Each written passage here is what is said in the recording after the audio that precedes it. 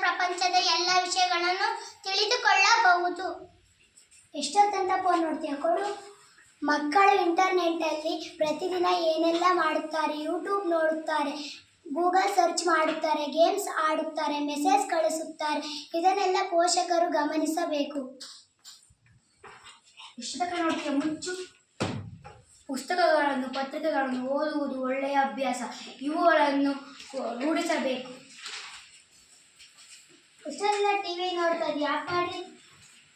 Mobile, TV, computer, laptop ಬಳಕೆ ಕಡಿಮೆ ಮಾಡಿ. ಇವುಗಳಿಂದ ಅನುಕೂಲಕ್ಕಿಂತ ಅನಾನುಕೂಲವೇ ಹೆಚ್ಚು. ಮಾಧ್ಯಮ ಬರುವ ಪ್ರತಿ ವಿಷಯಗಳು ನಿಜವಾಗಿರುವುದಿಲ್ಲ. ನಾವುಗಳು ಪರೀಕ್ಷಿಸುವ ಕೌಶಲ್ಯ ಬೆಳೆಸಿಕೊಳ್ಳಬೇಕು. ಸ್ನೇಹಿತರೆ ನಾವೆಲ್ಲರೂ ಇಂದು ಪ್ರತಿಜ್ಞೆ ಮಾಡೋಣ. ಮೊಬೈಲಲ್ಲಿ ಗೇಮ್ ನೋಡೋದು ಬೇಡ, ಪುಸ್ತಕಗಳನ್ನು ಹೆಚ್ಚಾಗಿ ಓದೋಣ.